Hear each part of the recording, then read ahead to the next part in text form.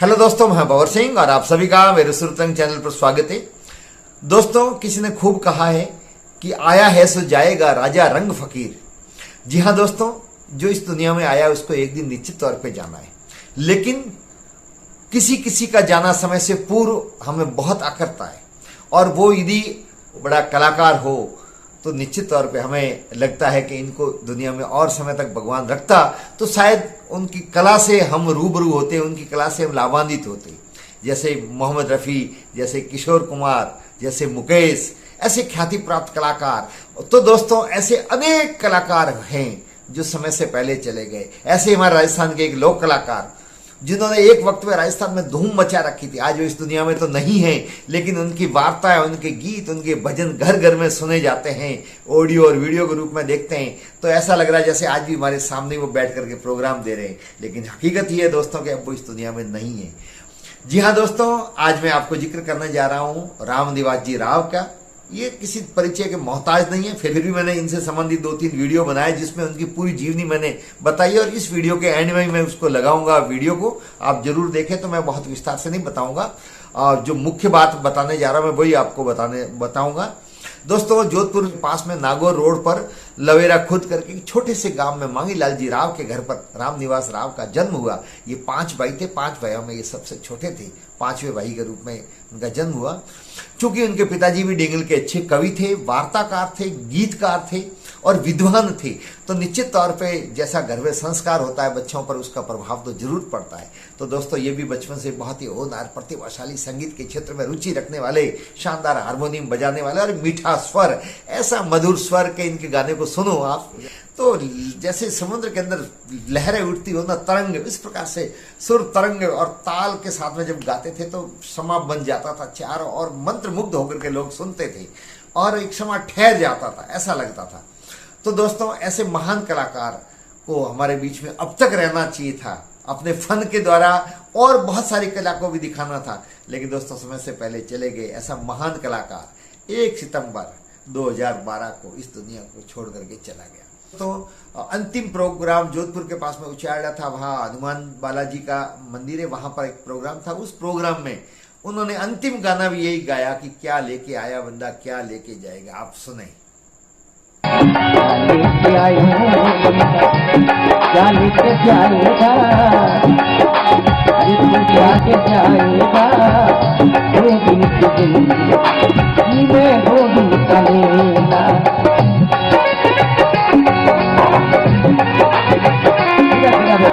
देखा गए बलिवान 3 बार धरती तो लड़िया, 3 बार धरती तो लड़िया। जाना पड़ती घाट नहीं कोई सामी बोलनिया, भाई जाना पड़ती घाट नहीं कोई सामी बोलनिया। मेरे बेटो नहीं आवेला, चला है अकेला,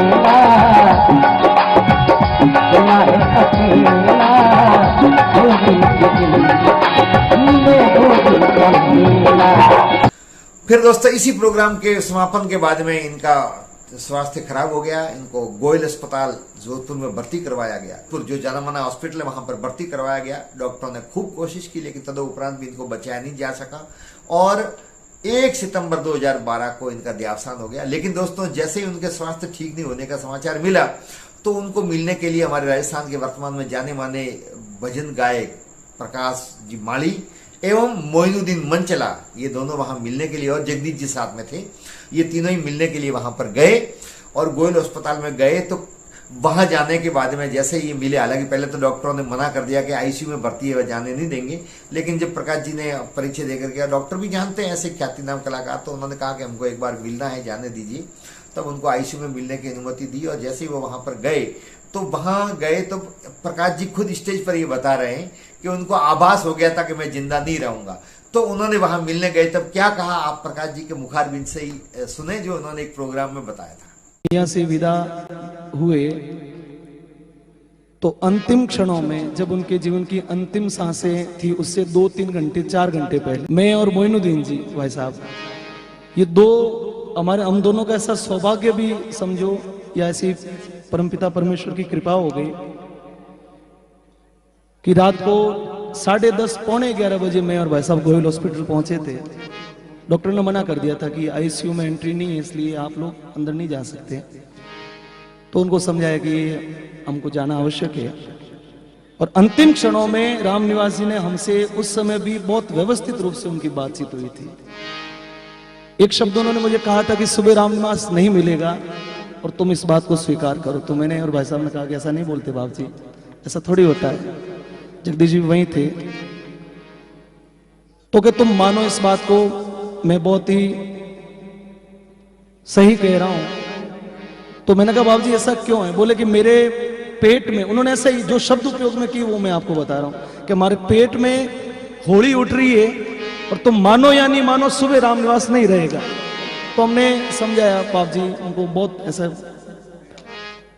लेकिन उन्होंने कहा कि तुम भली मानो इस बात को या नहीं मानो, सुबह रामनिवास। और उन्होंने ये भी कहा मुझे जीना तो है लेकिन मुझे ये पता है कि मैं सुबह नहीं रहूंगा।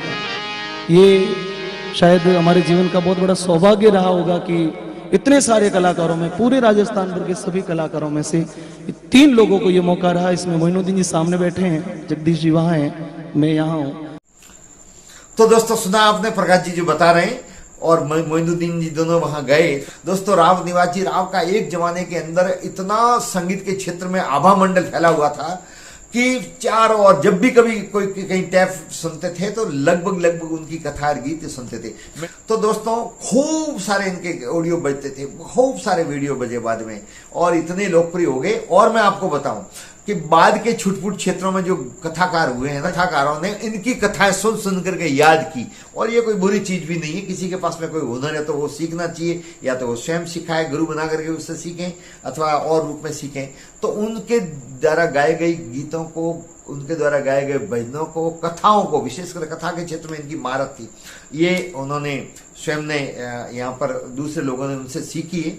दोस्तों इन्होंने बहुत सारी कथाएं सुन करके लिखी, तो इधर उधर से उन्होंने स्रोत इकट्ठे किए, किताब में लिखते थे, उनको खुद ही गीतों को संगीतबद्ध करते थे। और आप देखें कथाओं के अंदर बीच बीच में ये सब जगह भजन जोड़े हुए, कहां पर कौन सा प्रसंग आता है, जैसे फिल्मों के अंदर गाना कहां फिट होता है, वैसे उन्होंने भी कथा में कौन सी जगह भजन गाना है, वो भजन अब लिखना भी बहुत कठिन काम था, लेकिन उस विषय वस्तु से जोड़ते हुए उन्होंने बहुत सारे भजन लिखे।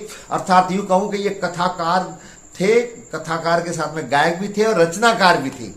तो दोस्तों इन्होंने एक राजस्थान को नया आयाम दिया, नई कला दी, नया हुनर दिया, हम सबके लिए ऐतिहासिक पौराणिक कथाओं के माध्यम से नया ज्ञान दिया, जो अब भी हम सुनते हैं तो हम नॉलेज मिलता है। लेकिन उनका बेटा भी गायकी के क्षेत्र में है, गजेंद्र राव, जो गाते भी हैं और उनकी भी ऑडियो वीडियो कैसेटें भी हैं।